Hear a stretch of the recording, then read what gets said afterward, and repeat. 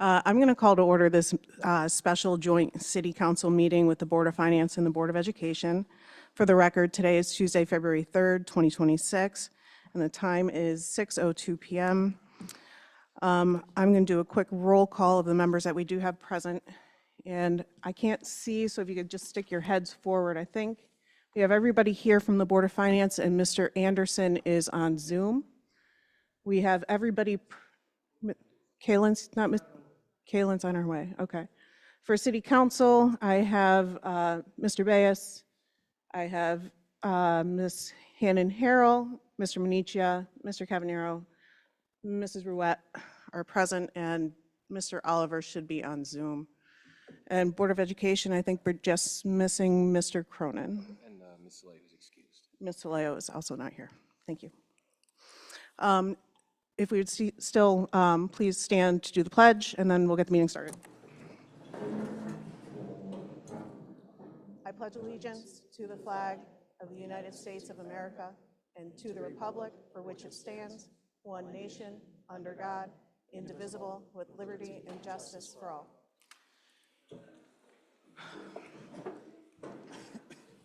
So just for the purposes of this meeting, I just want to remind everybody the purpose of this meeting is to adopt a resolution about the roof replacement project and the financing of the appropriation, as well as the resolutions for school construction grant, and recommending that approval from Board of Finance to City Council, and City Council approving that to go out to referendum.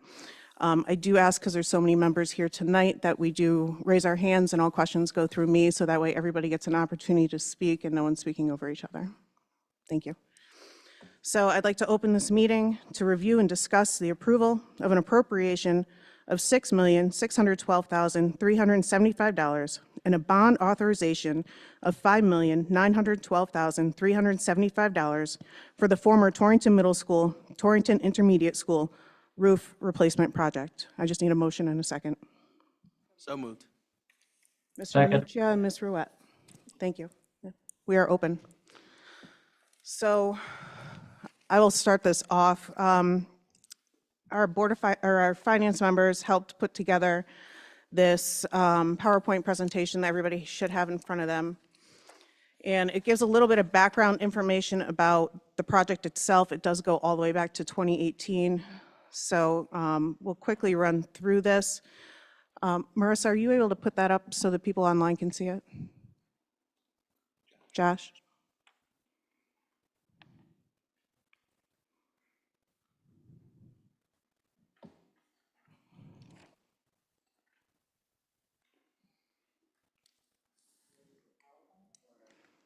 Yeah, it's a PowerPoint.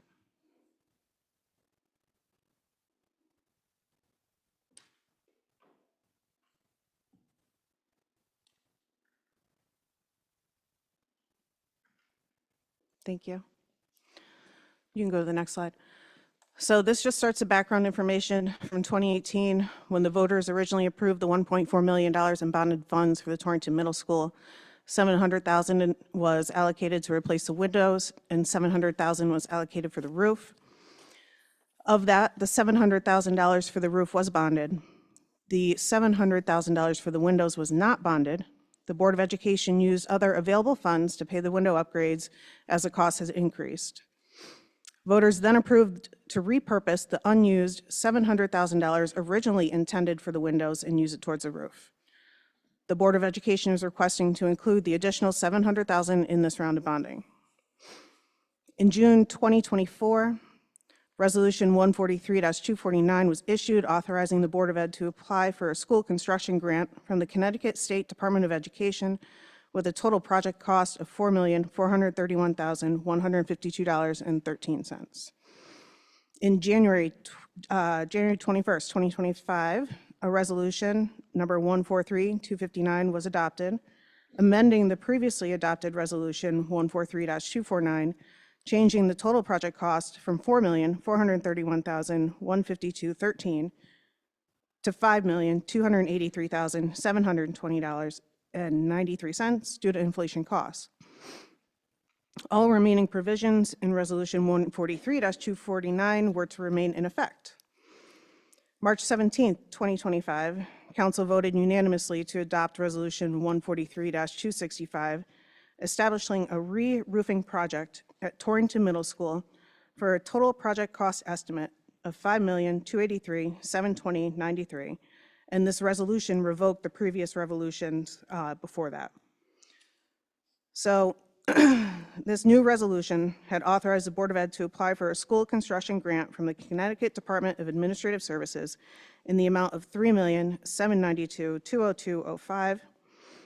The city's cost share shall be no more than 25% of the total project cost after such construction grant reimbursement, which amount is $1,491,518.96, to be funded as follows: $700,000 of the already authorized bonding, the remaining balance of bonded project funds from Phase 1 held in Fund 320 and Torrington Board of Education Capital Reserve Fund 313. Does anyone have any questions so far? All right. So where we are today, the Board of Education has received bids higher than anticipated. Therefore, they are now estimating the project cost to be $6,612,375. And based on the anticipated state reimbursement of 75.36%, which is $4,745,796, the balance expected to be paid by the Torrington taxpayers is $1,866,579. Of the $1.8 million, $700,000 has already been authorized in bond funds by the voters on November 2nd, 2021. The remaining local share to be approved is $1,166,579. So we're going to go into the proposed financing structure that we discussed at our last meeting. So it was to fund the $6,612,375 appropriation. The city would be authorized to issue up to $5,912,375 in bonds or notes after deducting grants and other funding sources. The previously authorized $700,000 in bonds for roof improvements would be incorporated into this project. We would allocate the remaining $286,359.98 in the funds from the first $700,000 in bonds. These funds are from the previous state reimbursements from the original bonded amount. The BOE, the Board of Education, to allocate $880,220 of capital funds from their Capital Reserve Fund 313 and/or from their 2% non-lapsing fund, Fund 331. The city expects to receive approximately $4,745,796 in state reimbursement grants. This would leave a balance of zero due from the taxpayers after grants, previous bonded reimbursement funds, and the use of capital reserve funds.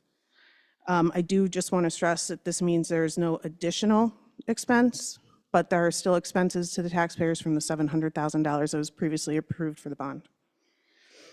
Although the city would be authorized to issue the bonds, this funding structure would eliminate the need for the city to actually go out to bond, pending the cost of the project remains stable. So on the following page, any questions? No? All right. So this next page is really just a breakdown of what I discussed, but gives you the balances that would be left in all the other accounts after allocating $575,066 from the Board of Ed's 313 account. And this was a conversation that Superintendent Wilson and I had recently. So this brings down the remaining balance owed of $305,153.02. So the question is, that has to be decided not tonight, but a discussion does need to be had in the future with the Board of Finance of where do the rest of the funds come from. So that would leave a balance of $417,219.16 in the Board of Education's capital reserve account and $1,574,453 in the BOA non-lapsing account. The other option that we have is funding from our fund balance, but to keep in mind that those funds would have to be restricted going forward for the next budget, which means they cannot be touched or used for anything else. So the following pages are the questions and answers for for the questions that were submitted to me from our Board of Finance and City Council members regarding this project. So first question is, if the city determines that the non-lapsing funds should be utilized, who, whether the Board of Ed, city, or state, is the ultimate decider of whether or not this is used for educational purposes, as I fear there is conflicting information about whether or not it can be used, and therefore there may be a lot of pushback. So this question was answered by our finance department, and the language of the actual statute has not changed. What did change was how the Board of Education gets those funds and the oversight of the funds. In the past, Board of Eds used to have to go to their local financing boards, which in Torrington was our Board of Finance, and request the funds to be put in a reserve account. That reserve account is also considered a non-lapsing account. They would then request to their local financing boards on how to expense those funds. Now the Board of Education can automatically transfer those funds on their own without approval from the local financing board, and only need the Board of Ed approval on how to expense the funds.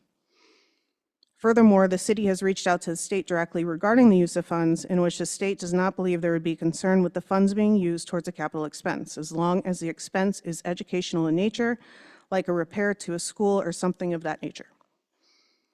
The Board of Education has a pending request to use $477,000 of capital reserve for another project.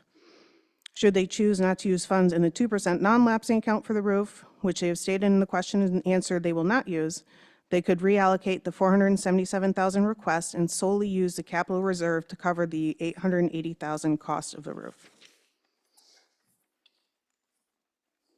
Any questions? Yeah, go ahead. Thank you, Mayor. I just want to touch on a couple of the things here. On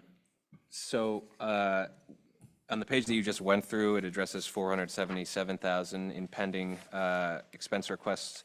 On the previous page, it says 417. Those are the same thing, and they should be the same number. So it should be the 477. I spoke with the superintendent to confirm that. And just, because it doesn't say here, I just want to tell everybody, so that project is the chiller at Torrington School. So that's an essential part of the HVAC system. So that's the only reason why we regard that as a really essential project. Everything else that we had tentatively planned to propose for that capital reserve account, the board has discussed and is more than happy to put on hold in favor of this project.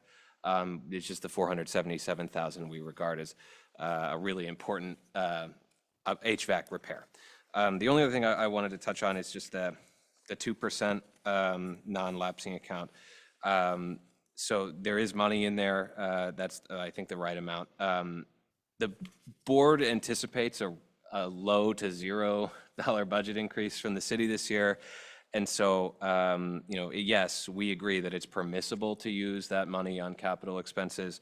But our goal is to avoid major disruptions in the educational process by being able to utilize that money for operational expenses in the coming fiscal year.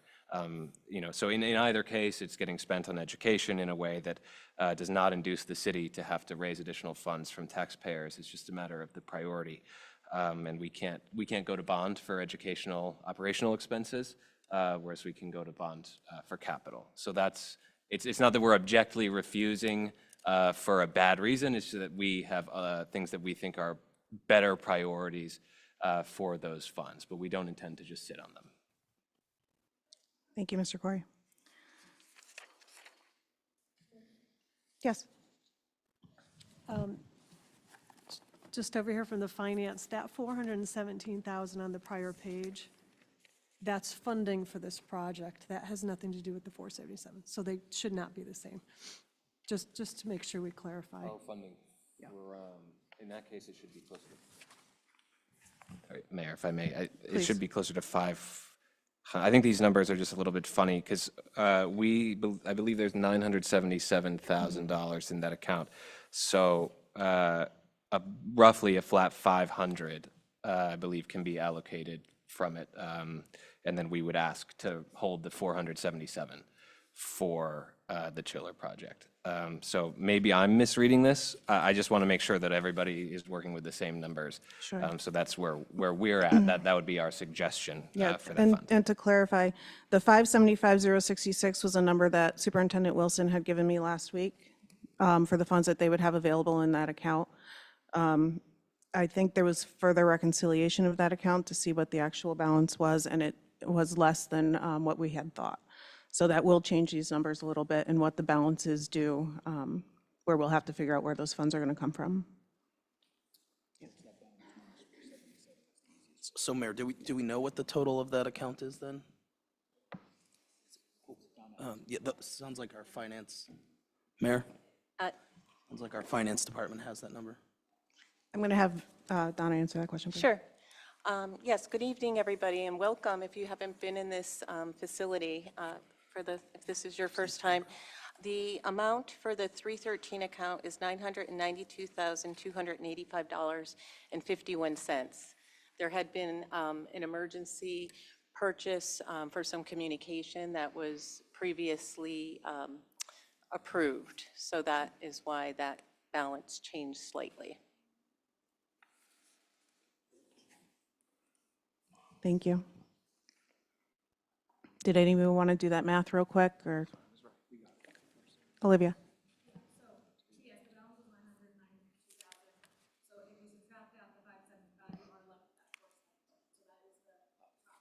Okay. Yep.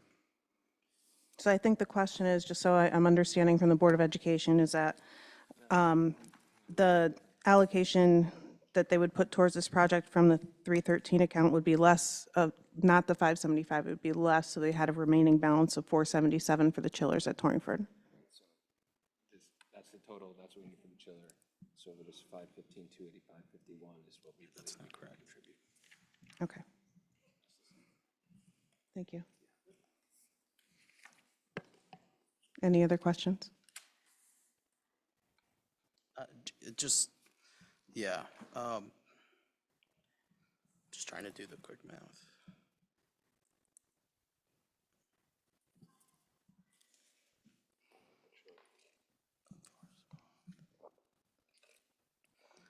So essentially, the funding remaining in the BOE capital reserve would be the 417,219, and then the funding that we're looking for out of the non-lapsing account would be how much then? If leaving money for the chiller, the 477. So we're not even talking about that account. That right there is just the balance of the account. We're just talking about the 313 and the amount that we had originally discussed to go towards this project. Right, but we want to look at what's fully needed to fund it, right? Right, so what we really need is the remaining balance owed, if somebody wants to do that math real quick. I have it. It's 515, 285, and 51 cents. Right, right. So if we do, I guess what I'm looking for. Do we need such a specific amount, or can we just round this to the nearest 100,000? We can round it if you'd like.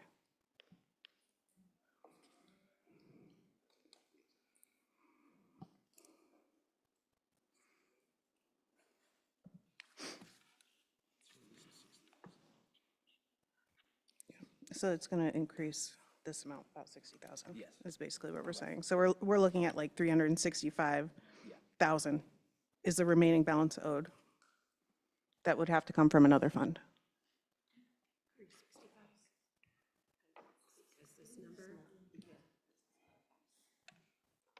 Right.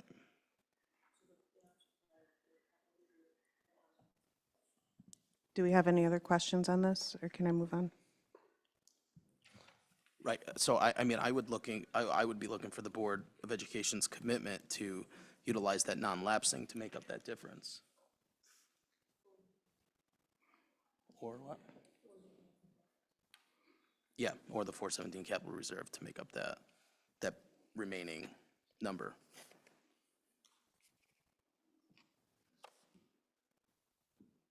So just a reminder of what the agenda items are. So if there are any other questions or comments on this, I'll move on to the next. No? All right.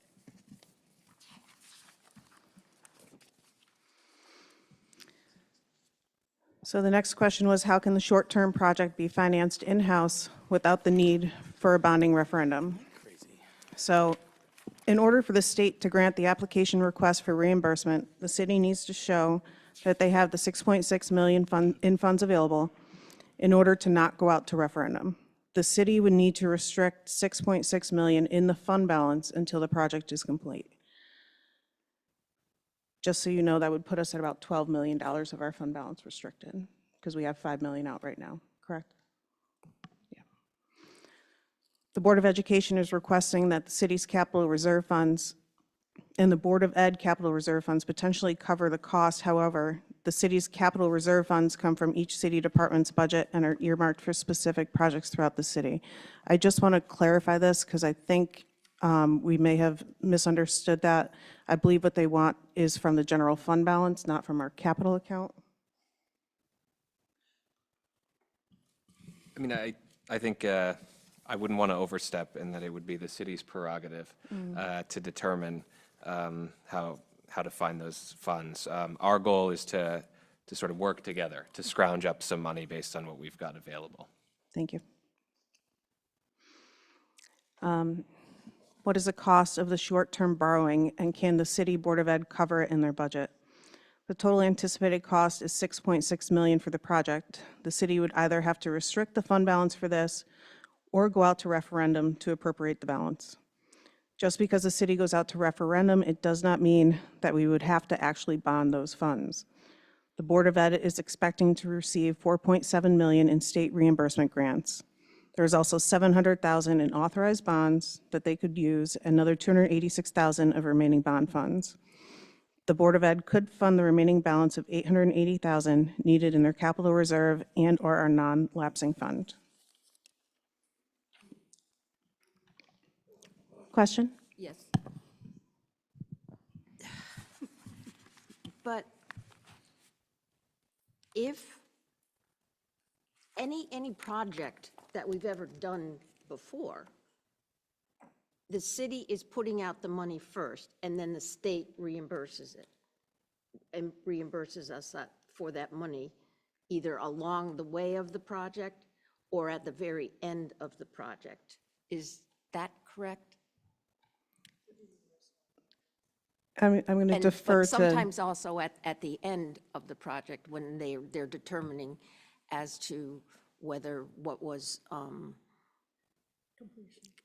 well, was it really allowed? You know, is there something that we put the money or asked for the reimbursement, and then they say, no, it wasn't in the scope of the project, or some, because it's always behind. The city has to put the money out first. So we have to have that money to put out. Am I not? No, you're right, Lorraine. You're right. We have to pay it first and then request reimbursement. Okay. So how can we do this without bonding? Of seven, you know, it's a $7 million project? I'm going to ask Olivia to answer these questions.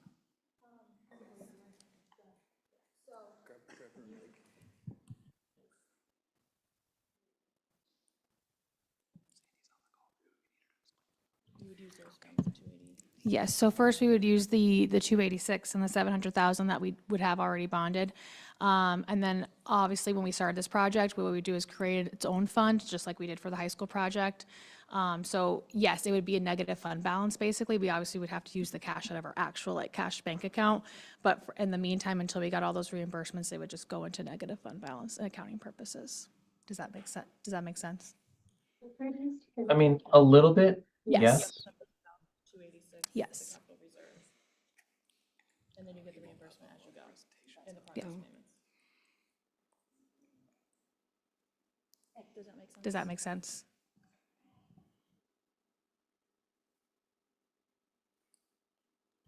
And I think, Mayor, I did have that question. I don't know if anybody was able to get an answer in the contract, the payment terms for the contractor, not the payment terms from the state, but do we have a payment term schedule of, payments. Because that, I understand what Maureen is saying is we don't need $6.6 million tomorrow. So the question is, if there are progress payments every month, then we would need some cash up front, obviously, to pay contractors, material costs, things like that up front. But as the money gets reimbursed from the state after hypothetically 90 days, then it would just continue to be, dare I say, used toward that project. So I think that was my question. If we, the Board of Ed, can submit to the state to get monthly reimbursements, which I understand takes time, you have to get in by a certain date, they approve it, so on and so forth. It could be a lag time of 60 days. But what are the payment terms to the contractor, and does that fit with this, as far as trying to come up with, quote, a lag time that we need to come up with some money for the project, as opposed to when we start getting paid back by the state? Sure. Ms. Labby, I know I sent this question to you earlier today. Were you able to put that together quick? Yes, and I'm going to let Mr. Pergola address it. Thank you. Yeah, so the project is going to be done under an A101 agreement, and in that agreement is on or before the 5th of each business that month. The 5th business day of the month, the contractor will submit the paperwork to the engineer, and then to us final version for application of payment. And then once that's done, we pay them, and the state normally on the state reimbursement is like 45 to 90 days by the time it goes through the process with the DAS paperwork and the AIA schedule of values and approvals and things of that nature. Thank you. Ms. Traub, does that answer your question? Yeah, so when the contractor submits it by the 5th of that month, do we have a date by which we pay net 30, net 60? Yeah, I think it's, I don't think it's no later than 30 days, I think, is what you can get a payment in. Okay. Okay.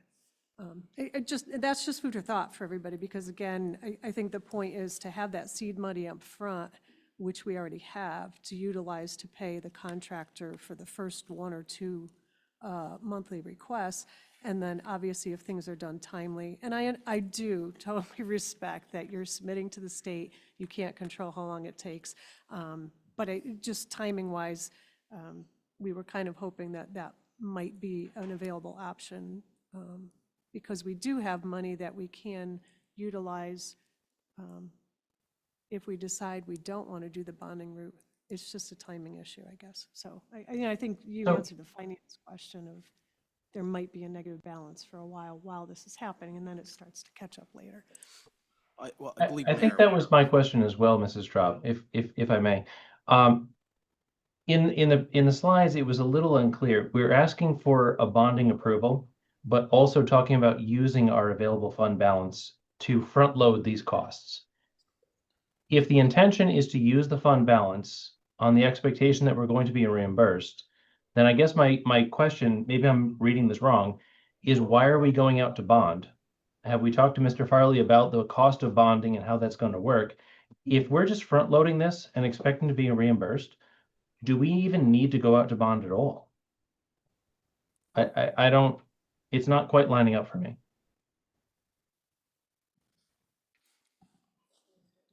Mr. Farley or Olivia, maybe.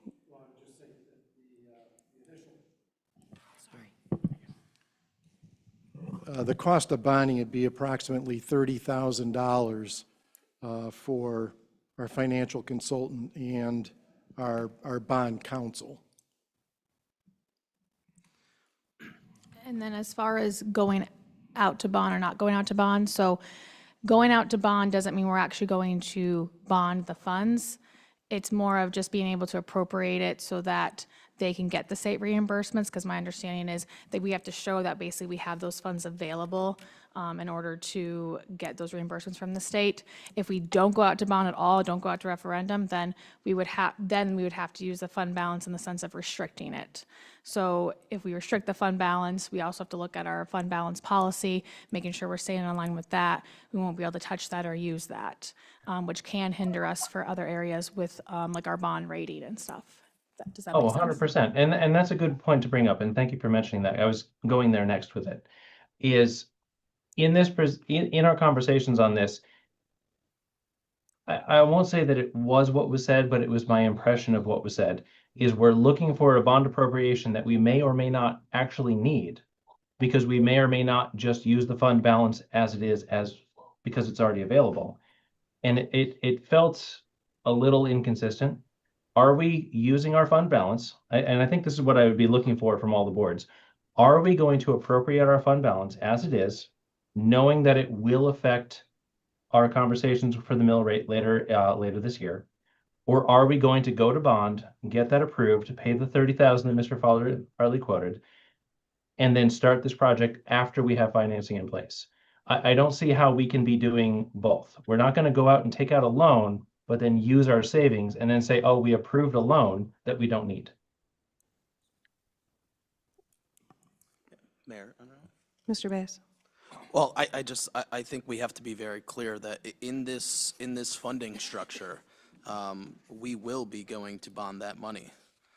Now, those repayments, from my understanding, don't start until project completion, meaning that we're not paying any interest or beyond the origination fees. But I think it needs to be very clear that the finance office and the mayor has told us that we can't put this thing on the fund balances back at this point, and that with approval of this resolution, that is authorizing us to bond. And I think it's the full intention of the city to bond that amount, not to, am I correct in this financing structure, Mayor? Yes. So I just want to make sure that's very clear to everybody. Now, granted, of course, project completion comes, we get the reimbursement, we have the funds that we're transferring wherever, the BOE commits their funds, all is well and great, the bond is paid back. It was my concern that I brought to the mayor and maybe some others that, that the timing of all this and the timely submissions to the state is going to be critical here, because the more time that the project completion waits on paperwork and other things, the more it's going to cost the taxpayers and all of us in interest. So, I just want to make it clear that this resolution does authorize the bond, and I think it's the intention to bond that amount. And like I said, Mayor, if I'm incorrect, you can correct the record, but. No, you are correct. So then, Mayor, there's the follow-up for Mr. Farley. Is it a possibility that this could just be a 1 year? I mean, we were looking at 15 years, 30 years in the examples last time. Could this just be a 12-month, like we do with a bond anticipation note? Could it just be a short-term note? I won't support a 15-year bond. That's a great point, Wendy. Thank you. And if we're only looking at a 1 year term, do we even need to pay $30,000 to borrow this money for 1 year? If we have the availability to use our fund balance, isn't that what it's for? So if I can just interject here. Olivia, is that something you think you could answer? Maybe Sandy, if she's online, could? I'm here. Hi, Sandy. Do you want me to speak now? Right, we're bonding that 700,000, but we're not bonding anything else. We wouldn't have to because we're getting the state reimbursement. So I guess I didn't think we wouldn't have to go out to bond. It's a formality. Like, we're going out for referendum to be authorized to bond, but we're not actually bonding that whole amount. That was my understanding. Right. Like, we were authorized to bond 86 million for the high school. We didn't bond all of that at one time because we started being able to pay off of the reimbursements that were coming in and that kind of thing. So that's kind of the same process. The saying that we're going to go out to bond is really just a formality so that we can go to the state, or the Board of Ed can go to the state and say, the city has allocated the full amount for this project. Should we need to pay that amount because we don't have grants, state reimbursement, all of that? The taxpayers have said, yes, we allow the city to bond those funds. But that's after you deduct what's previously approved for bonding, which is the 700,000, the 286 for the reimbursement, local funding, which would be capital reserve, those kinds of funding. Is there something else in there? And the state reimbursement, so that 5.7, 4.5, 4.7 that they're saying they're gonna get from the state would then kind of just funnel that and fund the project. So the goal at the end is that all of those things happen and everybody comes out clean and there's no additional cost to the taxpayers. So it's really just a formality at this point so that the Board of Ed can then go to the state and say, we have a funding source. So they're either gonna have to say, we have a funding source because we went out to referendum and we're allocated to fund or to bond the 5.9, or they're gonna have to tell the state, we have a funding source because the city has restricted 6.6 million in fund balance. So those are the options. So it's not our That's- intention to call that bond. Mr. Bass, if you could just hold on 1 minute. Sandy has her hand raised. I'd like her to jump in on this. Yeah, I just wanted to back up and address first the question about how can this be financed without the need for a referendum. Under every circumstance, no matter where the money is coming from, the voters need to approve the appropriation for this capital project. So even if you had a donor come forward and say, I want to just give the city $7 million, just give it to you, you would still have to go to the voters to get the appropriation, to spend the money and enter into contracts, and then approve the acceptance of that donation. The only way you could avoid going to referendum would be if you had it approved in your current year's budget, and tax the taxpayers for the whole amount in that fiscal year. So that would be the only way, but that's because you have a process for approving a budget in place. So that's the first thing I want to talk about. The second is that even I'm a little bit unclear right now because when the Board of Ed and the city talks about using fund balances, you're talking about using that permanently, is my understanding, not just to carry the cost until you wait for grants.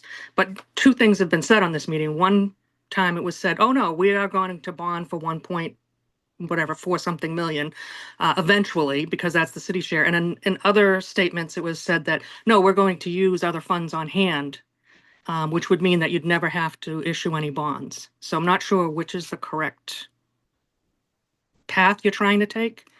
But let's just say that the path you are taking is that the temporary funds are going to be used until you go out to bond for the city's share. Then you don't have to do any short-term financing. If that's the case and you do need short-term financing in order to wait for grants to come in, issuance costs could be saved if the issue was timed with another issue, of bonds or bond anticipation notes, right? Because it doesn't really matter how much you borrow for a note or a bond. It could be, 100,000, it could be 100 million. The costs are going to be about the same of the consultants, just, for the work to be done.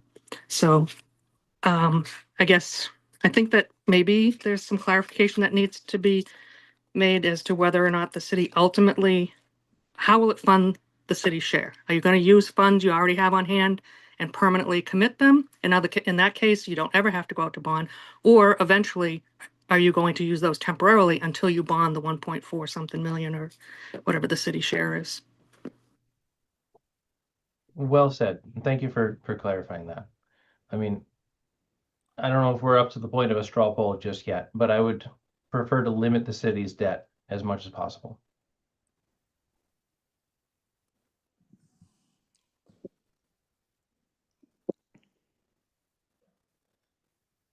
But what Sandy's saying is we have to have a referendum one way or the other. Yes, it will So- have to go to referendum for an appropriation and that, a financing source. So right now, So we will say to the voters, the way it reads here about going to general obligation funds, or we would change that language to say that we are tying up, for, to use regular language, committing $5 Yes. million from our fund balance. Yeah, so right now, the voters would be voting that you would issue bonds not to exceed the 5.9 million, right, and that would be reduced by any necessary grant, any grants you get or any other sources of fund that the city has for the project. Right now, we can't we can't reduce that amount by the amount of anticipated grants because the state hasn't given you a written commitment for the grant yet. And we can't reduce it by other sources of funds because you haven't necessarily segregated those and put them into a fund that can't be, some kind of trust account that can't be tapped except for this project. Oh, so the language of the referendum would be to go out to bond? Only for so much as that is maybe needed. After you get your grants and after you apply all the other sources of funds that you decide to commit, if 5 that million. comes to zero, then you'd bond zero. But if the state, were to, But we've always, but we always have to do the whole entire cost of the project. And then right, we explain to the voters that this is what will end up coming from our pockets. yes, and this is still written that same way where you're appropriating the full amount, you have bonds authorized for the full amount, but you also make the commitment that you won't bond, for all of it if you get grants and you use other monies. I know Councilwoman Ruette had her hand up. I did. I'm definitely not going to ask any numbers having to do with numbers. But, I mean, basically, our community's, what do I want to say, referendum fatigue at this point. We've had so many referendums over the last few years, so I'm curious, and I don't know this answer, what is the percentage of people coming out for the referendum to vote? Is there a minimum? Do we know that? So if only 20 people came out of our registered voters, what is the minimum number? City clerk?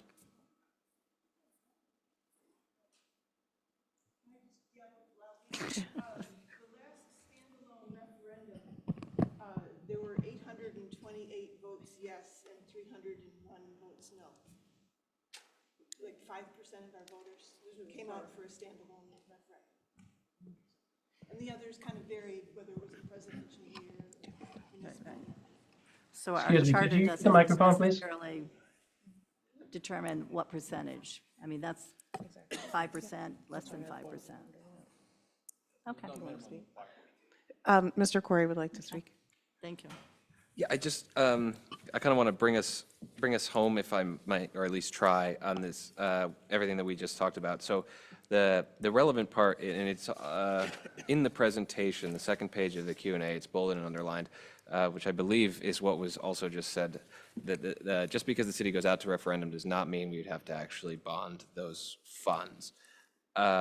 So my understanding of what was just presented to us was that effectively you're authorizing up to or not to exceed this amount, but you don't have to issue any of it if you come up with alternative funds, or you can issue partial based on what other alternative funds you can segregate. And that's kind of why the Board of Ed was willing to commit X amount of money, because, we're all on the same team and we want to avoid having to run up the city's debt any more than necessary, like Mr. Anderson was talking about. So I think we're all saying roughly the same things, that, we want to avoid bonding as much as we can, but that the referendum simply authorizes us to do so. And for what it's worth on referendums, I think we can't control who comes out to vote. We wish that there was 100% turnout in every referendum, and that way we got a definitive look at what the body politic is looking for, but people also have the right not to vote. So, I think all of the recent referendums have passed, to my recollection, going all the way back to when the city bonded a bunch of money for the water plant.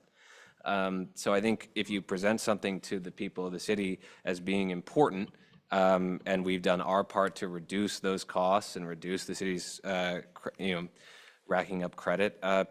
Broadly speaking, people in Torrington have seemed to be supportive of that.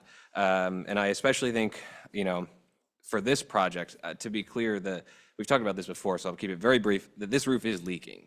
And it is decaying, and it is getting worse. And so I think people in the city know that, and they're looking to us to come up with some way. And I think everybody agrees that if we didn't have to, we wouldn't, right? We don't want to be spending money that's not necessary, but I think this is very necessary. And I just kind of wanted to bring us home on this bonding issue and why it's important.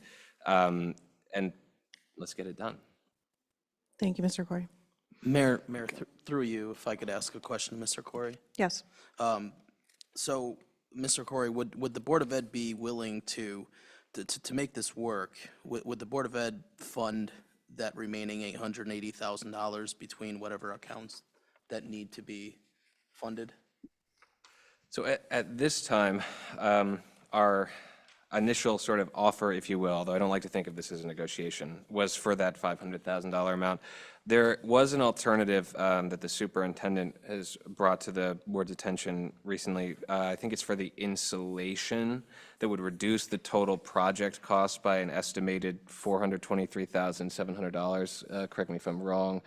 So that's another, proverbial concession that could be made if we really needed to try to further defray some costs. But that $423,000 amount is subject to the state reimbursement. So it's not reducing the contribution of both of our parties by that amount so much as it is just reducing the total project cost. But that's something that could be explored to reduce our commitment potentially in this project.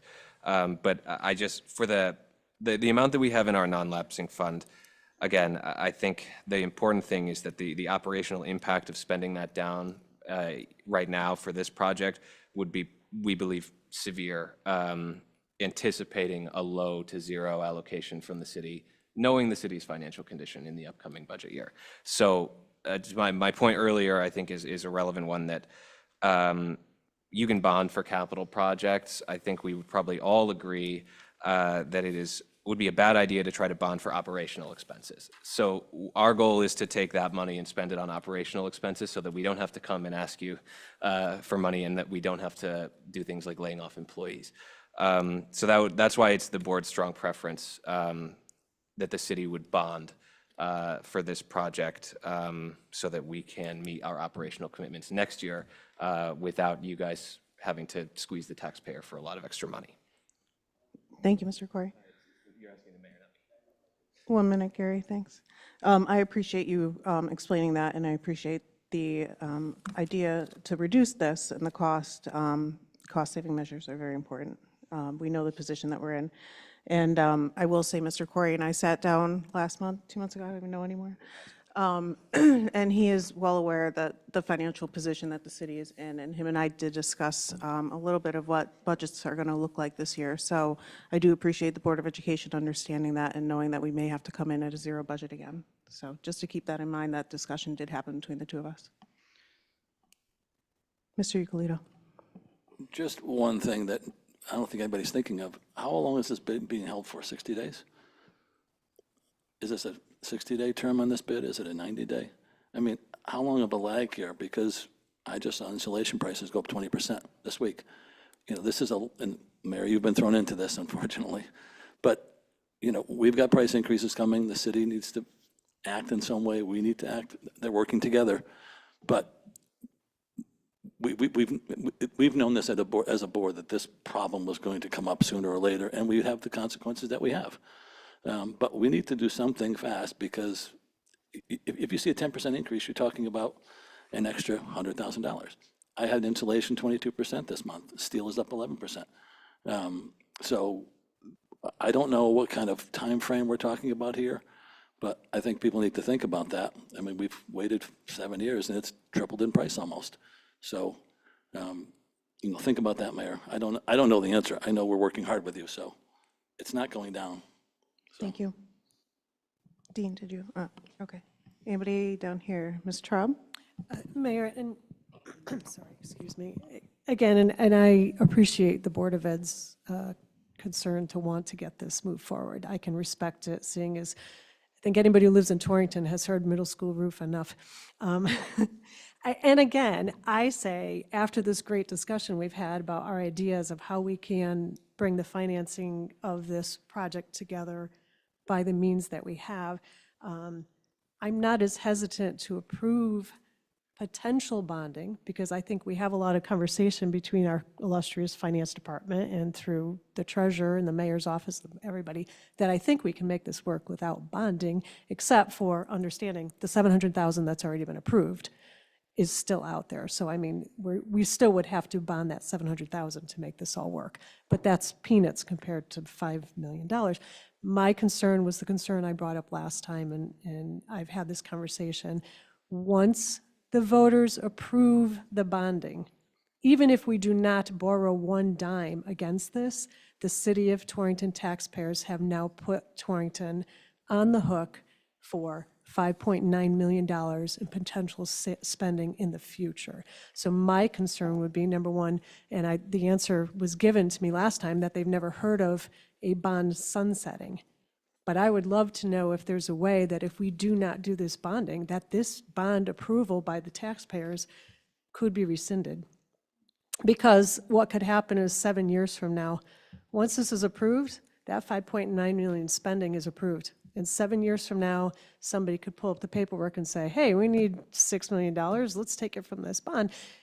We don't know what our interest rates are going to be. We don't know what the taxpayer situation is going to be, the economy, taxes, so on and so forth. So I am not hesitant to say, to get this project going, we need to let the state know we're going to approve the funds. I have no problem with that. I hope it's enough. But my concern would be, if this doesn't happen, is there a way to rescind the bond in an X period of time? Or do we have to do the formality of going through this and then making some type of motion a year from now if we don't use it? Sure. Sandy Thank has you. her hand up, but I That's don't. very well said. Mr. Anderson, if you just give us a minute, Sandy has her hand up, so I think she's going to be able to address some of these. Thank you. If the voters approve the appropriation for the $6 million and I'm just rounding, the $5 million bond authorization, and the city enters into a contract with a vendor, then you can't rescind the bonding part, because you've now committed to a vendor that you're going to pay them. If you never do the project, if you decide, well, we're not doing this project, we're not applying for grants, then the city would have no way to just bond $5.9 million for some other project. One reason being is that I wouldn't be able to give an opinion that would allow you to just decide to use that bond money for something else. But did we not just change that 700,000 that was for the windows? And The we moved voters it? approved voters, that yeah. at referendum. Yeah. And I'm not suggesting that once we say we've approved bonding, obviously we're going to pay the vendor, but I think our thought was we might not have to go out to bonding because we might be able to find the money within. So that's all. Just thoughts. Thank you. Did anyone have any other questions or follow up to that? Yeah. I do. Mr. Kevin. Yeah, first, just a technical question. Regardless of how we finance or don't finance this, exactly, I'm just a little confused. What exactly are we getting? I'm looking through some notes of past Board of Ed meetings where this was discussed, and there were multiple types of solutions proposed, discussed, kicked around. Where did we land? Is this a total roof replacement that we're talking about? Yes or no? This is not a total roof? Mr. Pergola, if you'd answer that. No, this is an overlay. This is an overlay. Yeah. Can somebody address what an overlay is and exactly what are the limits? Describe the overlay for me, please. Well, at this point, I'm gonna have a design professional break it down to the detail that you're looking for. Mark is on Zoom right there. You don't Yeah, mind? in layman's terms. I mean, it's not a full roof, so we're replacing, you explain it to me. Okay. What we're asking voters to pay for. So the existing roof that you see up there right now is a standing seam metal roof panel applied directly over structural roof purlins, directly over the roof framing. So when we're doing an overlay, we're going to apply additional sub-purlins over the existing roof and a new metal roof panel system over those sub-purlins. So we're covering the existing roof. We are not replacing the existing roof. We are recovering it with a new metal panel system. That would be the entire roof? The entire, Sections of it? the entire steep slope roof, other than the low slope roof, which was replaced 2 or 3 years ago under a different contract. Okay. Okay, and this will all be to code then? Absolutely. Okay. Yeah, no, I understand that. I understand that. Well, never mind. Does this have to be, is this custom, or does the original manufacturer provide this overlay? I don't believe it's the original manufacturer from 1996, no, but we have no record of who that is necessarily. You gotta be kidding me. Wow. And we're sure this process is used regularly to do this overlay? This is not nothing, this is standard operating procedure in a lot of environments? That's a yes? This is one of the options that's available in this situation, yes. It's used in hundreds of millions of square feet all over the country and all over the world. Okay, okay. And the fasteners are very specific to this, I assume, like they were with the original book, in many cases not used? Yes, they are. Okay. And Mayor, how are we going to present this to the public who is still in many ways? I mean, look at, there are 40 people in this room now who have been studying this problem now for days, weeks, months, years. And we're trying to define terms and get down to specifics. We're going to ask the voters to pony up in some capacity millions of dollars for a middle school roof replacement, yet it's not really the middle school because they know they just ponied up $187 million for a new middle school. And so naturally around town, they're asking questions. How are we going to frame this so people can, people can understand it? To that end, can we call it a replacement if we're just recovering it? We're not replacing it. It's called a replacement roof. It is a replacement. So you can call it what you want, but they are replacing the roof itself with a new roof. So I'm just going to get us back on track here a little bit. But to address Mr. Cavanero's question, I'm going to defer to the Board of Education on this because it is your project. So how do we get that information out to the people to explain this? Is that what you're wondering? Yeah, I mean, Yeah. people are hearing constantly that we have fewer and fewer students, and yet we seem to have the same number of schools and even more schools now, and people are asking, taxpayers are asking an awful lot of questions about that. Yep. Thank you.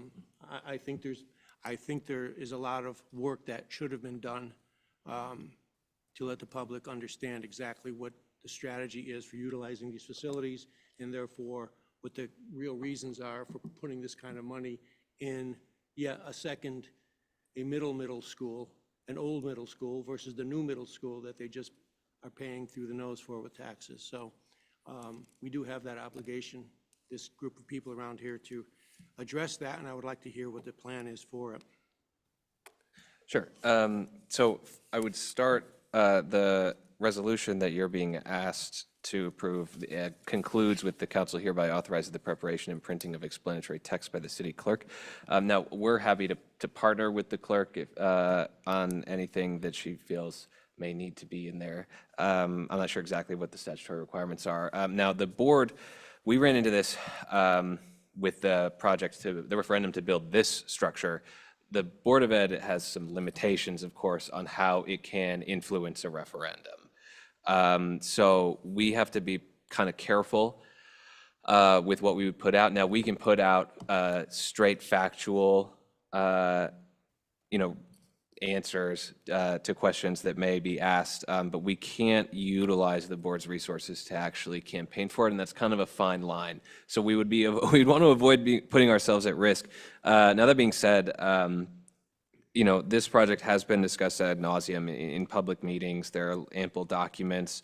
The board and its team remain available to address questions as well.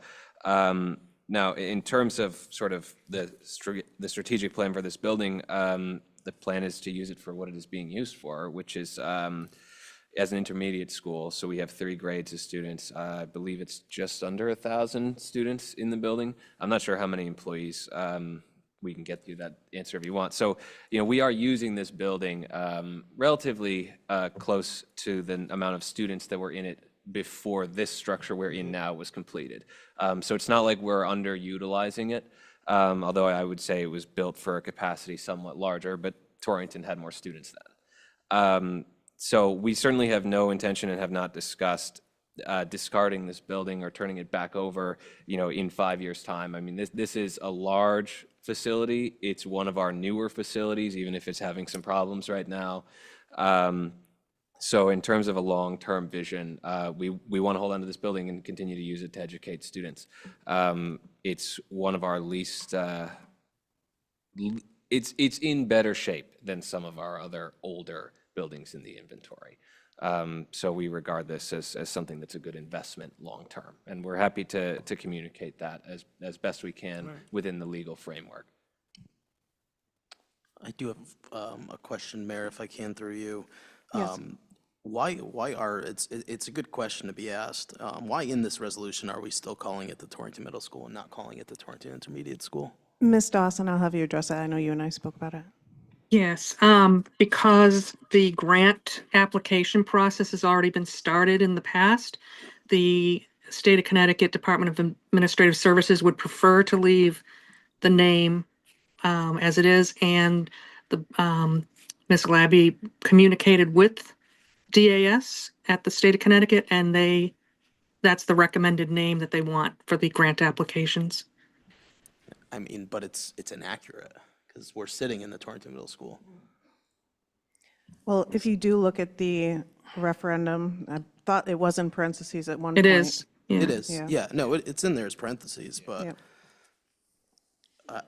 I'm not sure. This why we- project started so long ago. At the time it started and at the time they applied for the grants, it was the Torrington Middle School. So as the woman in the screen said, the state does not want us to change the name of the grant because it's just going to muddy the waters. Because this project's really, this roof replacement has been going on at least 6-7 years. Yeah, it just has caused some questions and confusion already that I've gotten from taxpayers, so, again, and I know there's explanatory text when people go to referendum, so, hopefully it's clear and people pick up on that. Thank you. Do we have any other questions? Do you want me to continue going through the questions that are in the PowerPoint, or has everybody, I think we've covered a lot of them already in discussion. I think we're good. It's Laureen. Hello. This, Mr. Pergola, that you had said that this project is going to be done this summer, right? It really can be done in one summer? Well, I wouldn't put it to the summer.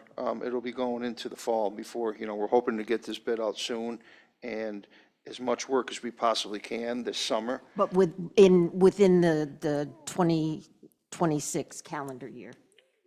That's the anticipated finish, yes. Okay.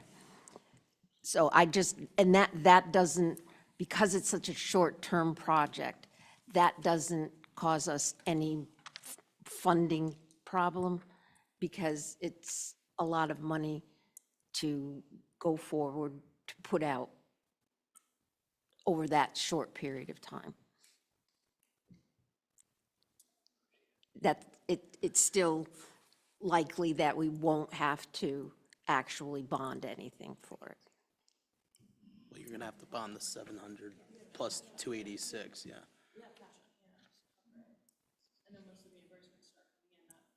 Offset that, even in that short period of time. Okay. But regardless, that 900 and some odd thousand is going to have to be I bonded. feel like there's like a side conversation going on without the mic, so if you guys could just speak up sorry. and.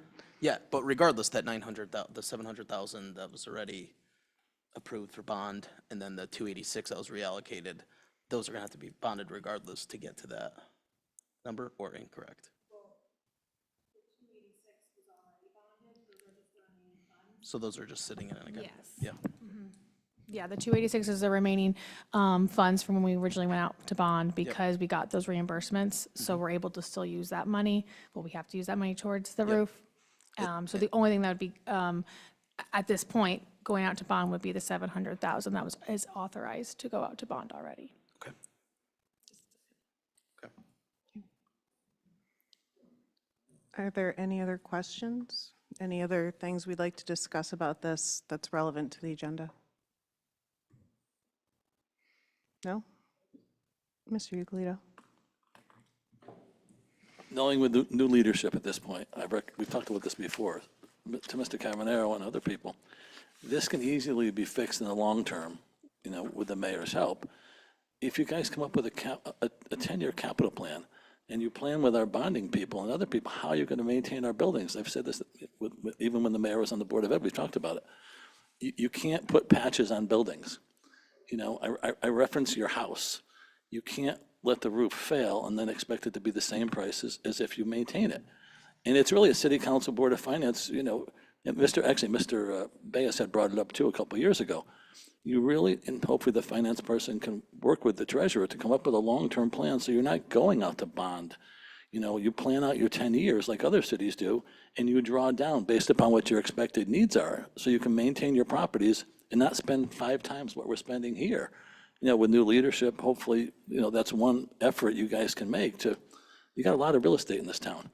And to let it fail like like other schools have gone by the wayside long before we were around, you know, they're good buildings and they're valuable buildings, but if you let them fail and you don't take care of them, you know, it's going to cost 2 to 3 to 4 times as much. And as we, you know, it is what it is today, but, you know, try to come up with a 10-year capital plan and that everybody will know what's on the board, what needs to be maintained and how much you have to budget for it through bonding probably or sinking funds. I don't know what they call them, but other cities do it and it works. Then you don't have to fight with the taxpayers or worry about what we're going to tell the taxpayers. You know, this is a long time coming. But I'm not criticizing, I'm just saying we need something like that as a city to fix this problem. Mayor, if I can respond? Are you done, Mr. Uclito? Mr. Cavanero? Yeah. For a long time, I was on the Board of Education. I dropped off the Board of Education after 10 years to run for city council because I wanted to try to bridge the communication gap between those two bodies, specifically because there's been a long running gap along a inability for these two bodies to meet on a regular basis to discuss their strategies and goals, their strategies and tactics as relates to what they're doing in their respective boards. It's been, and as much as you can criticize the city council for not getting more involved in your capital plans, I have been begging for this through the mayor, to arrange for regular meetings between Board of Education leadership and the city so that we can understand what it is you're doing, both in the curriculum sense, but also in the infrastructure sense. You know, as a city council, we're being asked to put up $6 million for this building in an environment where we have fewer and fewer kids. And I can tell you, as far as I can tell, no city council person is completely clear what we're doing with Forbes School. What is the status of that? We are owed an explanation for what you on the Board of Education are planning to do with this, so that we can understand, look at your problems through your eyes and make our adjustments accordingly. It cuts both ways, Mr. Uclito. Don't pretend that it's. I wasn't criticizing you. Hold on. That wasn't your tone. I'm going to Previous interject here because the administration. point of this meeting is to discuss a referendum, and I understand the topic, and I know it's something that I've discussed with Mr. Uclito. I've discussed it with Mr. Cavanero. It was a big part of my campaign when I ran for mayor, was getting these boards together to have these conversations, and we will have these meetings, and we will get together, and we will discuss it. But just to stay on topic, we have to stick to the agenda. So if we can hold this off to another meeting when we get together, I would appreciate it. Thank you. Thank you, Mayor. I just want to kind of close the discussion maybe on a more positive note that this is a really good indicator of that progress. The city clerk tells me that the council has not met outside of City Hall since 2009. So we're really happy to have you here with us at a joint meeting. We're on the verge of embarking on an important project together. Our boards have worked together to find the money for this. I think this is really a positive step that we're all taking to do something worth doing and in the spirit of cooperation. And that's why I hope that you're all about to vote yes. Thank you. Thank you, Mr. Corey. Are there any other questions regarding the agenda? No? Then I'm going to move into item number 2 on the agenda. And this is going to be a roll call vote. I entertain a motion to adopt resolution number 143-284, approving an appropriation of $6,612,375 for the Torrington Middle School, Torrington Intermediate School roof replacement project, and the financing of said appropriation by the issuance of general obligation bonds of the city and notes in anticipation of such bonds in amount not to exceed $5,912,375, therefore, and resolutions for school construction grant and recommending approval of resolution number 143-285 to the Board of Councilmen. This is a roll call vote by the Board of Finance. So I will start all the way down at the end. Ms. Hall? Oh, can I get a motion first, please? So moved. Second? Anybody? Seconded. Thank you. Roll call vote, Ms. Hall? What are my options? Yes or Oh, no? yay. Yes. Thank you. Ms. Traub? Yes. Ms. Pesky? Yes. Ms. Iancito? Yes. Mr. Anderson? No. Motion passes. So the next is for, so would we have 5 approved, 1 nay? I can't see everybody down there, sorry. 4 yes, 1 nay. Okay, thank you. So the motion passes, and I will move on to item number 3, and this is a roll call vote for our city council. This is a motion to accept the recommendation of the Board of Finance and adopt resolution number 143-285, approving the appropriation of $6,612,375 for the Torrington Middle School roof replacement project and the financing of said appropriation by the issuance of general obligation bonds of the city and note in anticipation of such bonds in an amount not to exceed $5,912,375, therefore, and resolutions for school construction grant, and to submit the bond resolution to voters of the city at a referendum to be held on Tuesday, March 24th, 2026, between the hours of 6 a.m. and 8 p.m. for a yes or no vote on the following ballot question. Shall the city of Torrington appropriate $6,612,375 for the Torrington Middle School, Torrington Intermediate School roof replacement project, and authorize the issuance of general obligation bonds and notes in the amount not to exceed $5,912,375, provided the amount of such bonds and notes shall be reduced by grants received for the project, which is currently expected to be $745,796, leaving the city's expected share to be $1,866,579, with a yes or no. So the council would hereby authorize the preparation and printing of the explanatory text by the city clerk in accordance with Connecticut General Statutes 9-369A 1B, subject to Corporation Council approval. Can I get a motion? Councilman Minichia? Councilwoman Hannon-Harrell. So this is a roll call vote, and I will start with Mr. Bayes. Yay. Ms. Hannon-Harrell. Yes. Mr. Minichia. Yes. Mr. Cavanero. Yes. Ms. Ruette. No.